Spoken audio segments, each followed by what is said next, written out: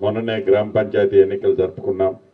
ప్రజల మంచి తీర్పు రాష్ట్ర వ్యాప్తంగా ఇచ్చారు. మన పాలేరు నియోజకవర్గంలో కూడా, మన తిరుమలాయపాలెం మండలంలో కూడా అత్యధిక సర్పంచుల్ని కాంగ్రెస్ పార్టీ అభ్యర్థుల్ని గెలిపించుకున్నారు.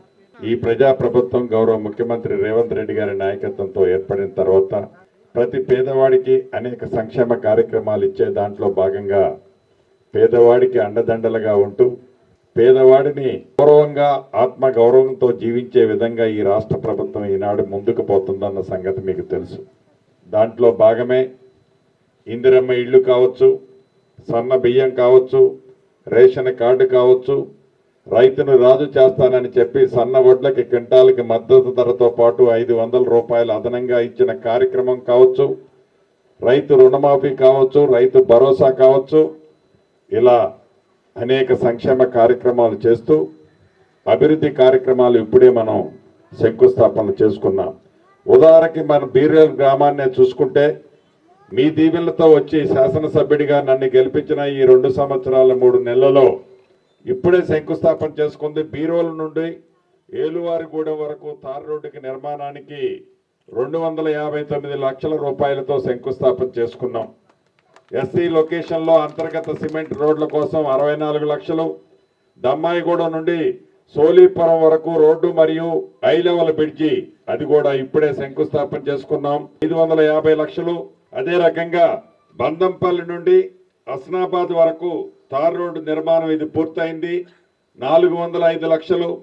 తెట్టెలపాడు నుండి బీరోలు వరకు తార్ రోడ్డు నిర్మాణం 650 లక్షలు. చౌటపల్లి బీరోలు రోడ్డుకి స్లాబ్ కల్వర్ట్ నిర్మాణం 320 లక్షలు. కూసుమంచి బీరోలు రోడ్డుకి స్లాబ్ కల్వర్ట్కి 200 లక్షలు. బీరోలు నుండి మేడేపల్లి వరకు తార్ రోడ్డు నిర్మాణం ఇది పూర్తయింది, 187 లక్షలు. బీరోలు నుండి మేడదపల్లి వరకు గల రోడ్డు సీడీ పనులకి 30 లక్షల రూపాయలు. బీరోలు పెద్ద చెరువు తెగితే ఇందాక తమ్ముడు చెప్పినట్లు 225 లక్షలు. అంతర్గత సిమెంట్ రోడ్లు మన బీరోల్లో 80 లక్షలు. అంగన్వాడీ భవనానికి 15.5 లక్షలు. మంచినీటి సరఫరాకైతే పశు వైద్య సేవకైతే మరొక 6 లక్షల రూపాయలు. అన్నీ కలిపి గడిచిన ఈ 2 సంవత్సరాల 3 నెలలలో ఒక్క బీరోలు గ్రామానికే 29,92 లక్షల రూపాయలు మీ దీవెనలతో వచ్చిన ఈ ప్రభుత్వంలో చేసుకున్నాం.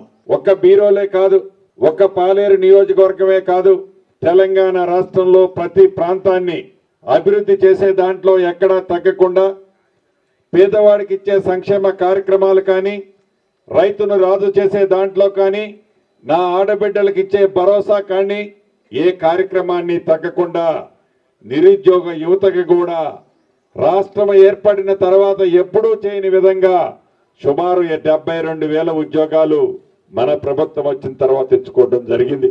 అంతేకాదు ఇక్కడ మా రాకస్తండా పోయినసారి వరదలు వస్తే వాళ్ళకి ఇప్పుడు ఇందిరమ్మ ఇళ్లతో పాటు ఇళ్ల స్థలాలు ఇచ్చాం. ఇందిరమ్మ ఇళ్లు కూడా ఇచ్చి యుద్ధ ప్రాతిపదిక మీద వాటిని కూడా పూర్తి చేసుకోబోతున్నాం. ఇలా అనేక అభివృద్ధి కార్యక్రమాలు ఎక్కడా కుంటుపడకుండా, సాగునీరు విషయంలో ఎక్కడా ఇబ్బంది రాకుండా, రైతన్నులకు తాగునీరు సమస్య రాకుండా అంతర్గత మౌలిక వసతులన్నిటినీ ఈ ప్రభుత్వంలో మీ దయతో ఉన్న ఈ ప్రభుత్వం ఇచ్చుకుంటుంది. మీరు కూడా అదే పద్ధతిలో ఈ ప్రభుత్వంపై చల్లని చూపు చూపిస్తున్నారు. ఈ ప్రభుత్వం తప్పకుండా భవిష్యత్తులో పేదవాడికి మరింత అండదండలుగా ఉంటుంది అని మనస్ఫూర్తిగా మీ అందరికీ తెలుపుతూ, ముస్లిం మా సోదరులందరికీ కూడా ఏదైతే వచ్చే రంజాన్ శుభాకాంక్షలు కూడా అడ్వాన్స్ గా తెలుపుతూ మీ అందరి దగ్గర సెలవు తీసుకుంటున్నాను.